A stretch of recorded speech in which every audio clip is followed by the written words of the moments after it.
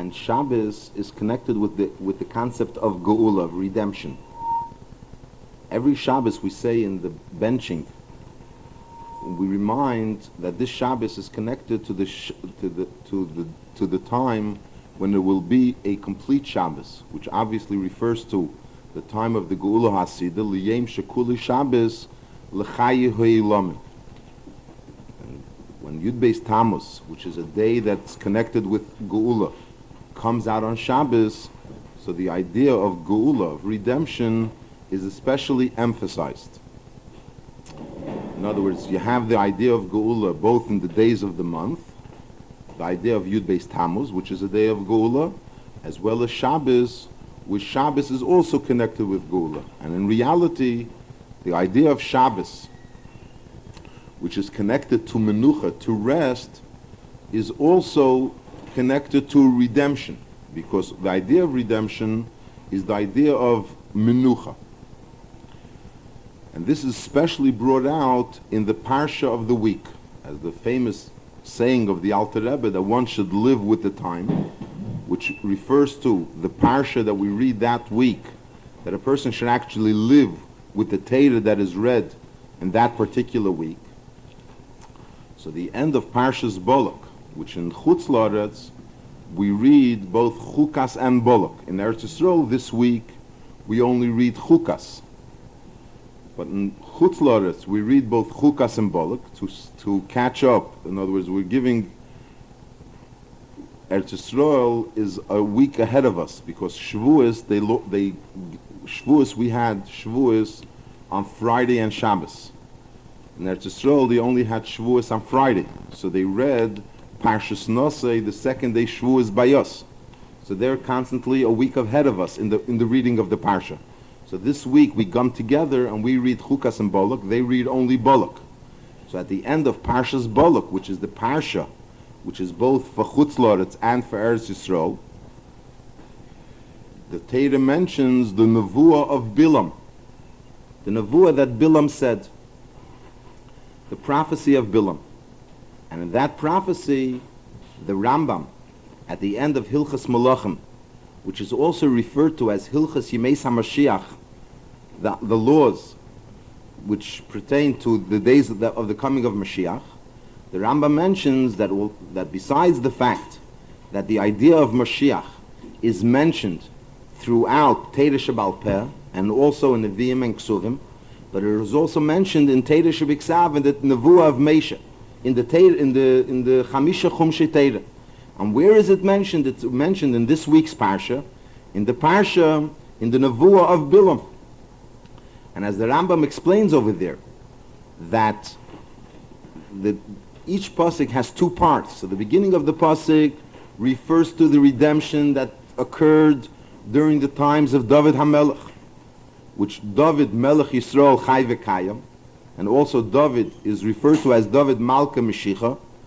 And the second part of the pasuk refers to, of those psukim, refer to the Geula of Al Yedei Mashiach. So when we have all these three things together, the Nevuah, the fact that it's Shabbos, which is connected to Geula, and that it's Yud Beis and Yud Beis Tammuz, which is a day of Geula, and it's also in the Parsha of the week, which is also, the Parsha discusses the Nevuahs, the prophecies, which are speaking about the coming of Mashiach.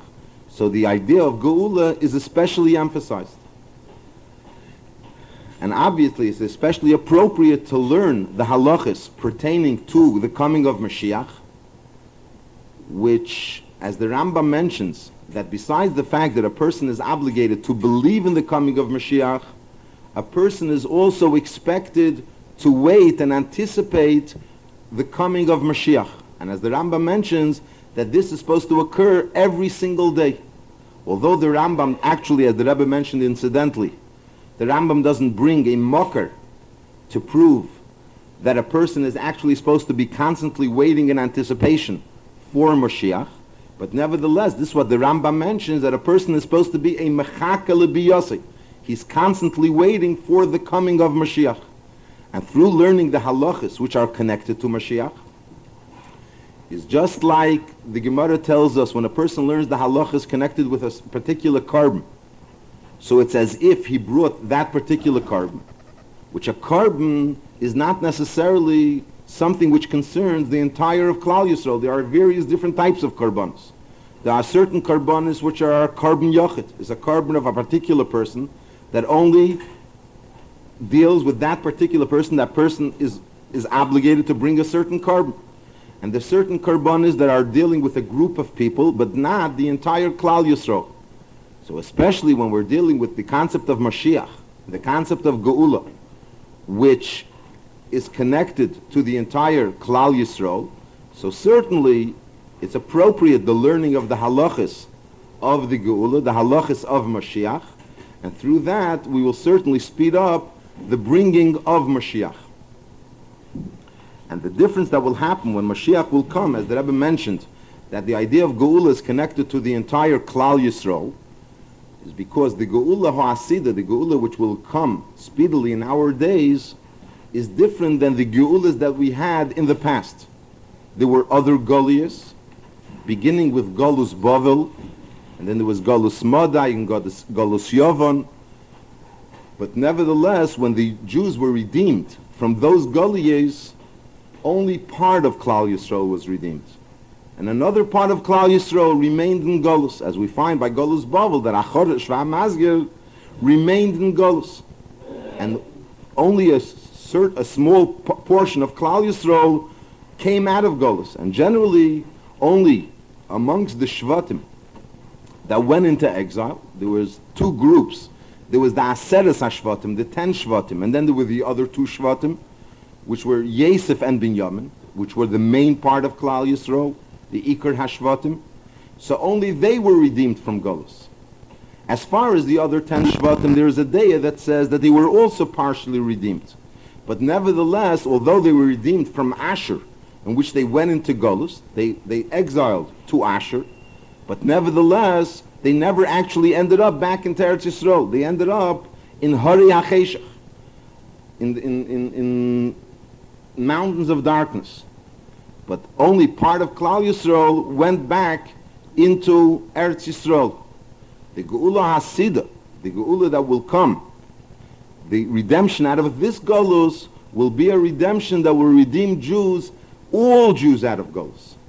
In other words, there won't be one single Jew remaining in Golus, which shows, obviously shows us what kind of Geula will take place, a Geula which will actually be able to reach every single Jew, which will also show us that this Geula is a Geula that could take place in one moment. In other words, other Geulas, even Geulas Mitzrayim, the Geula from Egypt, which although when it came Chatzeis Halayla, half of the night, so the Eibishter revealed himself and he killed all the Pchedim, and that's when the Geula began. But nevertheless, when did the Jews actually leave Egypt? They left Mitzrayim a while later. And even after they left Mitzrayim, they were still afraid of the Egyptians, of the Mitzrayim, until the 7th day of Pesach, when Kriyas Yamsef occurred, and that's when the Mitzrayim that were left died in the Yam. That's when the fear of Egypt, the fear of Mitzrayim left the Yidden. That was the Gemar HaGeula. That's when the Geula actually finished. There was a complete redemption. But until then, the redemption wasn't yet complete. And the same way the redemptions from the other Golias, from the other exiles, also didn't occur at one moment. Masha'en came when we're talking about this Geula, the Geula that will come, the Geula Ha'asida. So the Geula, there's 2 points in this Geula. On one hand, it will encompass all Jews, that not one single Jew will remain in Golus. And on the other hand, it will happen in one moment. It will happen Rega Kememra, that the entire Geula will take place at one time. Which obviously, incidentally, the Rebbe didn't mention it, but obviously because we're dealing about this level of Geula, this level of revelation, which could reach every single Jew, so we're dealing obviously with a level which is higher than the limitations of this world. So therefore it's higher both in the idea that it could reach everyone, and in the same way it doesn't take any time, because the concept of time is a concept of limitation of this world. So a type of revelation which is somewhat limited according to the limitations of this world, so therefore obviously it will also have this limitation of taking a certain amount of time. But when we're dealing with a type of revelation which is higher than the concept of this world, and therefore it could reach every single Jew, so in the same way it doesn't have to take no time has to take, it doesn't have to take any time, because we're dealing with a type of revelation which is higher than the revelation of this world. And especially fitting that today by Mincha we start reading Parshas Pinchas, which Pinchas ze Eliyahu, and Eliyahu is the Mevaser Hagula. He is the one that tells Jews about that of the coming of the Geula. And Pinchas ze Eliyahu, the Rebbe incidentally mentioned that the Lashon Pinchas ze Eliyahu is something which needs an explanation, because in Pinchas actually was before Eliyahu. So it should have said Eliyahu ze Pinchas. In other words, we know already about Pinchas, and when Eliyahu comes about in history, we should know that Eliyahu ze Pinchas. The Lashon is Pinchas ze Eliyahu. So the Rebbe explained that we're dealing here with Eliyahu not as Eliyahu is an neshama b'guf, but we're dealing with the source, the shadish of Eliyahu. In other words, the neshama of Eliyahu, as Eliyahu is l'mayla in the higher worlds, and we say that Pinchas, when he comes down into this world, he has in him the neshama of Eliyahu, that Pinchas ze Eliyahu, and he is the mevaser hagula. And the Rebbe concluded this sikha saying that the Eibishter should help, that through learning about the coming of Mashiach, and through waiting for Mashiach, and through constantly waiting in anticipation for Mashiach, we should merit to see very speedily the coming of Mashiach, and we should be able to actually see. In other words, we should be able to point with a finger and say, this is Mashiach, and this is the Geula, and it should be something that should be speedily in our days. The Rebbe also, the next sikha continued, and he said that everything we have to take from Torah. Torah gives light. So in every idea that we're learning about, we have to find a makar and understand it how it is in Torah. The Rebbe mentioned before that Shabbos is connected to Geula. That the concept of Shabbos is connected with the concept of Geula, of redemption, every Shabbos. So obviously when we're dealing with Torah, so we're dealing with Mesichta Shabbos. One of the tractates in Shas, in the Talmud, is called Mesechta Shabbos. And in Shabbos itself, there are various different chapters. So which chapter is most appropriate? The 7th chapter of this Mesechta. Because the 7th is the idea of Shabbos. And also, we know Kol HaShvi and Chavivim. The 7th is always the most beloved. And Kol HaShvi and Chavivim is connected with the concept of Geula, as we find that Moshe Rabbeinu, which was the Geil Rishon, which was the first redeemer of Jews, is referred to as the Shvi. When you start with counting the tzaddikim from Avram Avinu, Avram, Yitzchak, and Yankov, etc., so we come to Moshe Rabbeinu. Moshe Rabbeinu is the 7th of the tzaddikim, and he was the one that brought the redemption. So therefore, it's most appropriate the 7th Pedic in Mesichta Shabbos. How does the 7th Pedic begin? It begins with the words Klal Gadol. Klal Gadol means a great rule, a big rule. So what is the idea of a Klal Gadol? This alone is connected with redemption. As we mentioned before, that this redemption, out of this Golus, will be a redemption that will be all-encompassing. In other words, that it will take in all of Klal Yisrael, which obviously coincides with the idea of Klal Gadol. In other words, a Klal is something which contains many pratim, various different pratim, but there could be a klal cotton, a small klal, a small generality, and there could be a klal godel. When is it a klal godel? When it's something that can't be a greater klal. And when can't it be a greater klal? Only when it encompasses everything, which is connected to the geula, which will then, Jews, will become a klal godel. In other words, they will all become united, and they will be united in such a way that there can't be a greater unity. Because since all Jews will be united, so obviously this will be the klal gadol, that there can't be any greater klal. And then the Rebbe continued, and he said that in the Mishnah itself, there are various different diyukim, things that we could ask about that needs explanation. One of the things, it mentions in the Mishnah that there are 40 malachas on Shabbos. And there's 40 malachas and 40 missing one, which actually there are 39. But the Mishnah refers to it as being 40 missing one. The question is, why does the Mishnah refer to it as 40 missing one? Why does the Mishnah say 39? So the answer is because in reality there are 40 malachas. But one of the, in other words, the word malacha is mentioned 40 times in the Torah. But one of the malachas is a malacha which is connected with meleches shamayim, the work of Hashem. And that malacha is actually not forbidden on Shabbos. So which malachas are forbidden on Shabbos? Only 39 malachas. But there are boy malachas.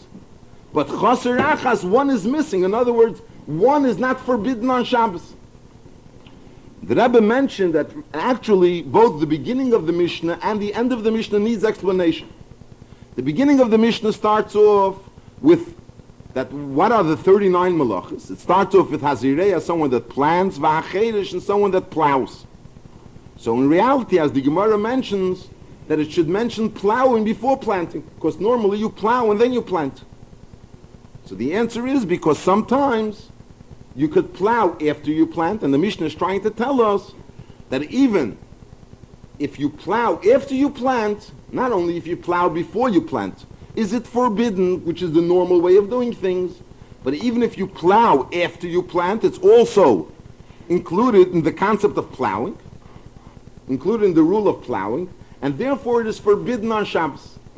But in the same way, just like there's a question in the Seder of the beginning of the malachas, in the same way you have to understand what's happening at the end of the malachas. The last two malachas that are mentioned in this Mishnah is makeh bepatish, which means banging with a hammer, which actually refers to finishing off a certain product, and hametzi mershus l'rshus, someone that takes something out from either a reshus hayochid into a reshus harabim, or vice versa.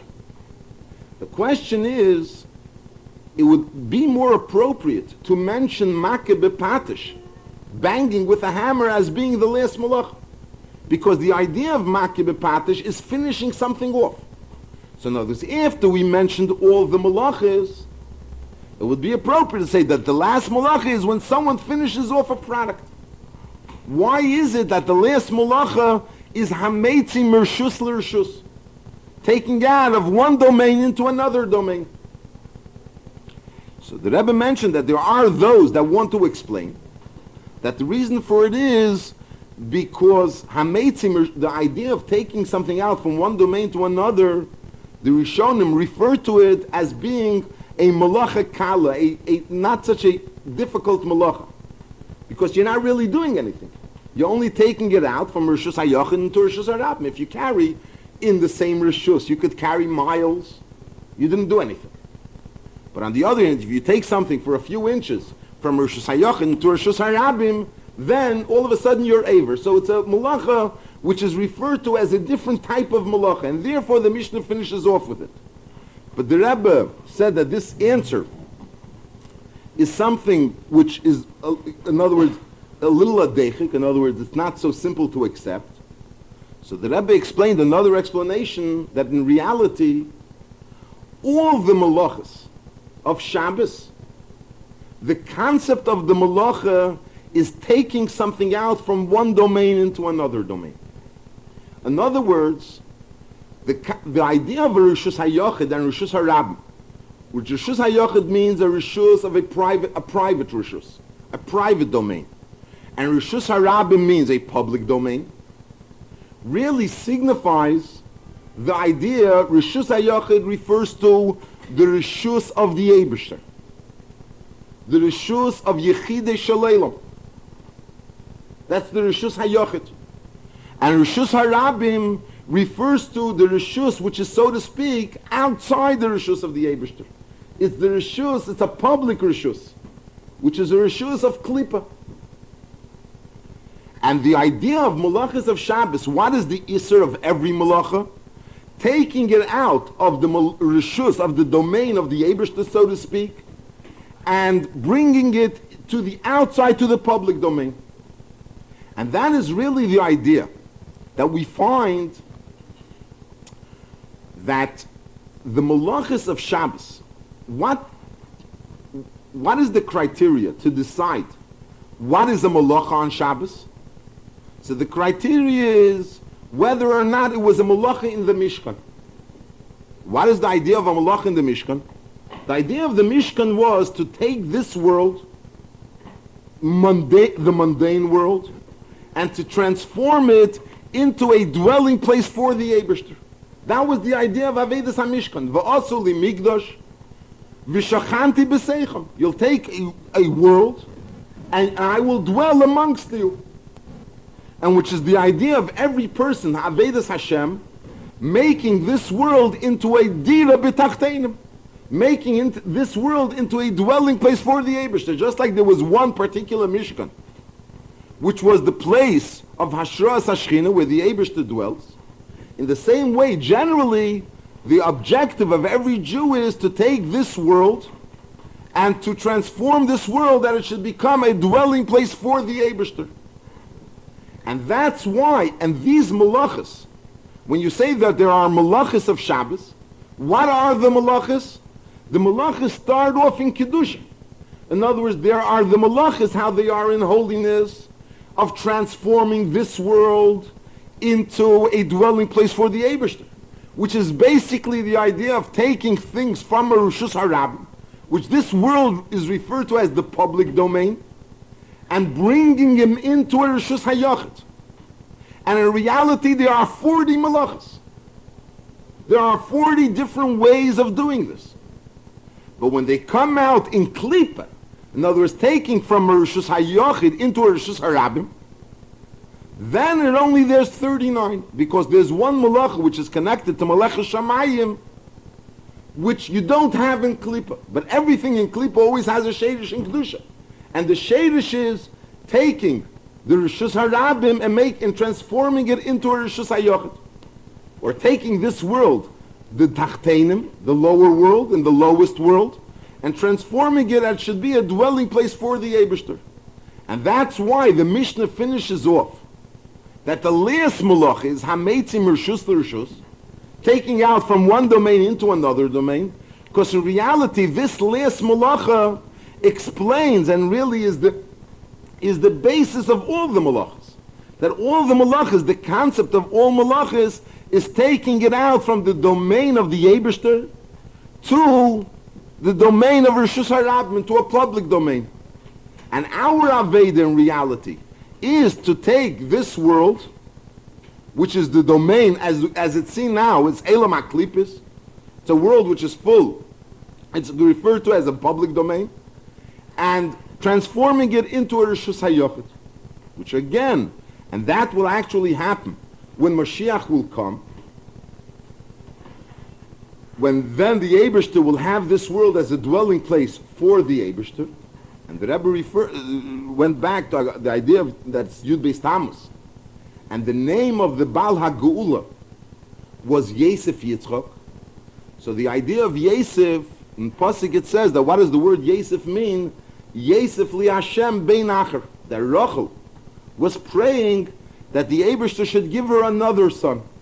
So the Tzemach Tzedek explains that what Rachel was actually praying was that Yosef should be such a son that he should take a person that right now seems to be an acher, a stranger, and he should transform him into a ben, into a son.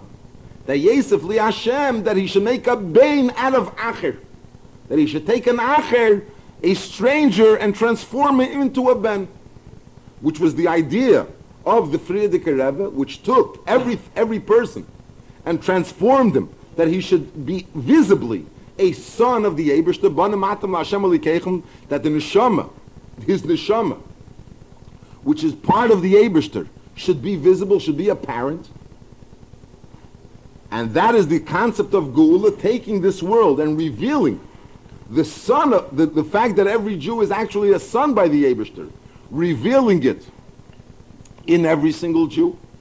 And this should be done with simcha, with happiness, as signified by the Frierdiker Rebbe's second name, Yitzchak, which is, as the pasuk says, Kol Hashemei Yitzchak li. Whoever will hear will be happy for me. In other words, Yitzchak signifies the concept of happiness. So in other words, we're doing this Aveda of transforming the world, that it should be a dwelling place for the Eibishter, which is the concept of Yosef. And we're doing it in happiness, which is the concept of Yitzchak. And that will bring speedily in our days the Geula HaAsida. I didn't mention. The Rebbe again emphasized that, especially that we're in a year Shnas Tashmit Yodecha, and we're preparing ourselves for Shnas Nisim. So it's especially appropriate that the Geula should come immediately, and so we'll obviously be prepared for the next year, which will be a year of Nisim, a year of miracles, which will obviously happen when Mashiach will come. The Rebbe also again elaborated in the third Sikha about this concept of Hitzah Mirshus L'Rshus, and he mentioned that in Hitzah, when a person takes something out of one domain into another domain, there's two things involved, as the Gemara explains. There's the Akira, which is taking it out, uprooting it from one domain, and the Hanacha, which is placing it in another domain. So in other words, in order for something to be considered a Hitzah, a complete Malacha, you have to have both a Hitzah to uproot it from one domain, and the Hanacha placing it in another domain. So again, when we're dealing with the concept of Geula, it's not enough. We have to actually have that in Peil Mamish, the Jews should be placed in Eretz Yisrael, in a situation of redemption, just like the uprooting, the Akira of Jews. When was it considered Golus? When the Jews actually left Eretz Yisrael. There were things that happened before the Jews actually left Eretz Yisrael, which wouldn't coincide with the concept of redemption. For example, on Shivase B'Tammuz, the city was broken, the wall of the city was broken, but the Jews weren't actually in Golus. When were they actually in Golus? When they left Eretz Yisrael. And the same idea, when is the Hanocha, when the Hanocha is in Peil Mamish, that the Jews actually are placed in Eretz Yisrael, and the Geula HaSida comes.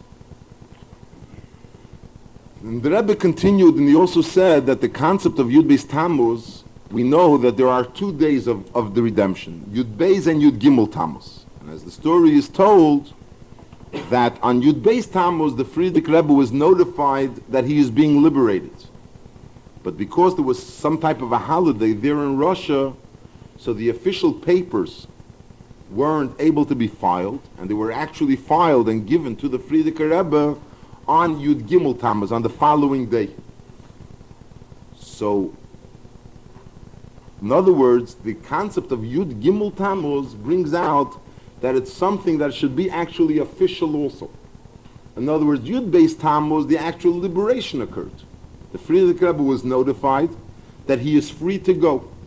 But on the other hand, that the Goyim should know, and the officers should know, and everything should be registered, and all these technicalities, that took place on Yud Gimel Tammuz, which similarly we find by the Yutas Kislev, by the redemption of the Alter Rebbe. The Alter Rebbe was redeemed on Yutas Kislev, and the Alter Rebbe wrote a letter, a famous letter, to one of his friends, one of the tzaddikim, the Talmidei HaMagid. And as the Rebbe mentioned, although he was not in the derech of Chabad, he had a different derech. The Alter Rebbe wrote to him about his redemption, and he mentioned that his redemption was one that also the Sorim, that the ministers also realized that a miracle took place over here. And the question is, why is it important that the minister should realize it?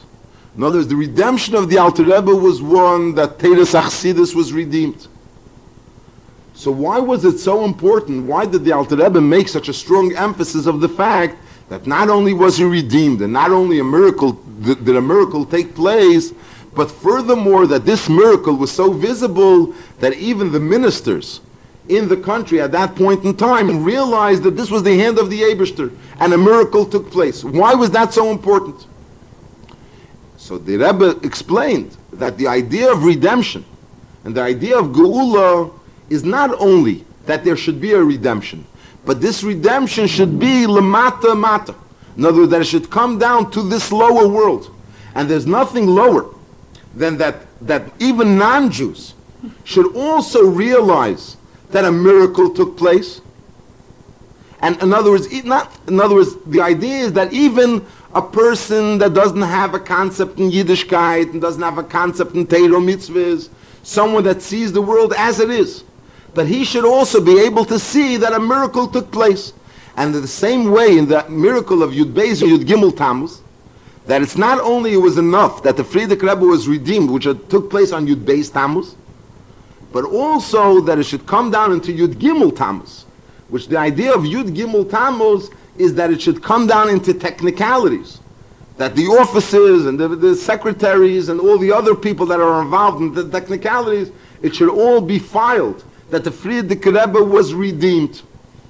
The Rebbe connected the idea of the word Yud Beis, which is the idea of 12, is connected to the Yud Beis Shvatim. As it says, Yud Beis Shiftei Yudkei. The Shvatim as they are the Shvatim of the Eibishter. And Yud Gimel refers to, Yud Gimel is Bigematria, has the numerical value of Echad, of one, which is connected to the Eibishter as the Eibishter is a Echad, as a one. And the Rebbe said that we take the Golus and we put into the Golus the Aleph, which is Alufi Shalelo, which refers to the, put into the Aleph, the Alufi Shalelo, and that becomes the word Geulas. So in other words, we reveal in this Golus that although there's many hardships in Golus, but when La'asad Lavi, when Mashiach will come, we will reveal how these hardships are really connected with the Eibishter, and we will thank the Eibishter for these hardships, and we should see it already, and we should be able to thank him already speedily, and we shouldn't have to go through these hardships, but we should have the Geula speedily in our days, and we should be able to see it. And the Rebbe constantly emphasized and re-emphasized the idea that the Geula should be something that should be actually visible to every single Jew, both men, women, and children, and we should actually be able to point with our fingers and say, this is Mashiach Tzidkenu, and here is Nesi Dereinu, referring to the Frierdiker Rebbe, and as the Frierdiker Rebbe is together with all of us, and we're all going out of Golus. The Rebbe also mentioned the idea, B'negei L'Peil, Hamaisa Hu HaYikar, that since it's Yud Beis Tammuz and the day afterwards is Yud Gimel Tammuz, there should be a continuance of Farbrengens, both on Shabbos and Mitzvah Shabbos and the day after on Sunday, until the day of Tezvav Tammuz, which is the day that Kaim Masiyah Ba'ashlamusa, when the moon, when there is a full moon, and which actually elevates all the days, which is the culmination of all the days that until the 15th day of the month, including Yud Beis Tammuz, which is only within 3 days of Yud Gimel Tammuz. So there should be Farbrengen as a hemshich to Yud Beis Tammuz and bringing out these ideas that were brought out at the Farbrengen of Yud Beis Tammuz and everyone else, the inspiration that we get from Yud Beis Tammuz and the Hisofe and Teiro mitzvahs, until we'll come to Shivasa B'Tammuz, which Shivasa B'Tammuz is also within 3 days of Tezvav B'Tammuz, which Shivasa B'Tammuz at this point in time is a day of fasting, and it's a day of mourning. It begins the 3 weeks of mourning, but instead of the 3 weeks of mourning, it should be, as it says, 21 days is how long it takes for almonds to grow. Makal Shkedim, as we learned in the previous parsha, that Mati Aaron turned into a Makal Shkedim, that the stick of iron turned into a stick that grew almonds in the